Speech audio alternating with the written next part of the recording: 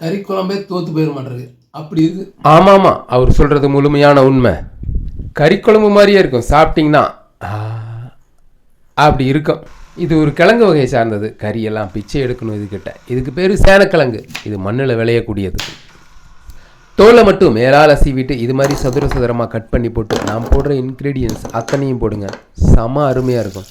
குக்கரில் வச்சு தேவையான அளவு தண்ணி உப்பு போட்டு ஒரு 4 விசில் வச்சுருங்க. நான் இன்க்ரீடியன்ஸ் நிறையா யூஸ் பண்ணல. மிளகாத்தூள், கொத்தமல்லி தூள், பட்டை சோம்பு கொஞ்சம் நுணுக்கி வச்சுருக்கேன், உப்பு கொஞ்சம், அப்புறம் இஞ்சி பூண்டை நல்லா தட்டி வச்சுருக்கேன். இந்த கிழங்கு சாப்பிட்றப்ப முக்கியமாக மலச்சிக்கல் ப்ராப்ளம் வரவே வராது. உடம்புக்கு ரொம்ப நல்லது.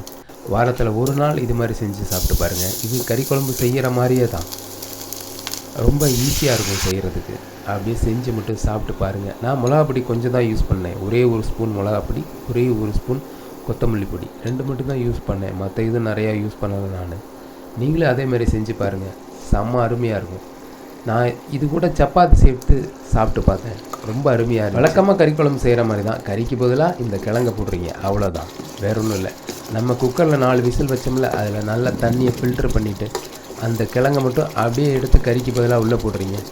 இதை வேக வச்சுருக்கீங்க, அதனால் ரொம்ப நேரம் வேக விட தேவையில்லை. ஆனால் கிளறக்கூடாது. முக்கியமாக கிளறினீங்கன்னா எல்லாமே உடஞ்சி. ஒரு 10 நிமிஷத்துன்னு 1/4 மணி நேரம் வச்சுருந்தா போதும். அப்புறம் தேங்காய் பாலை ஊற்றணும். முக்கியமாக தேங்காய் பால் ஊற்றுறப்ப அடுப்பை ரொம்ப ஸ்லோவில் வச்சு முடிஞ்சால் ஆஃப் பண்ணிடணும். ஆஃப் பண்ணி நல்லா ஒரு கிளறி விட்டு அப்படியே ஒரு காற்று புகாத மாதிரி ஒரு மூடி போட்டு மூடிடணும். நீங்கள் தேங்காய் பாலை ஊற்றிட்டு பற்ற வச்சிங்கன்னா தேங்காய் பால் திரிஞ்சிரும். தேங்காய் பால் ஊற்றுறப்ப மறக்காமல் ஆஃப் பண்ணிடுங்க. இதை சப்பாத்தியோடு செஞ்சு சாப்பிட்டு பாருங்கள், செம்ம டேஸ்ட்டாக இருங்க. பாருங்கள், அப்படி ஒரு மாவை போட்டு சப்பாத்தியை போட்டு அப்படி போட்டு செஞ்சு சாப்பிட்டு மட்டும் பாருங்கள். அப்படியே சப்ஸ்கிரைப் பண்ணி லைக் பண்ணி ஷேர் பண்ணுங்கள். முக்கியமாக இதை செஞ்சு சாப்பிட்டு பாருங்கள், உடம்புக்கு ரொம்ப நல்லது இந்த சேனக்கிழங்கு. இவர் சாப்பிட்றத பார்த்தீங்கன்னா இப்போயே சாப்பிட்ணுன்னு தோணும். அதனால் சப்ஸ்கிரைப் பண்ணி லைக் பண்ணி ஷேர் பண்ணிவிட்டு இது மாதிரி ஒரு சேனக்கிழங்கு வாங்கி செஞ்சு சாப்பிட்டு பாருங்கள். ஆஹா, ரொம்ப அருமையானது இருக்குது.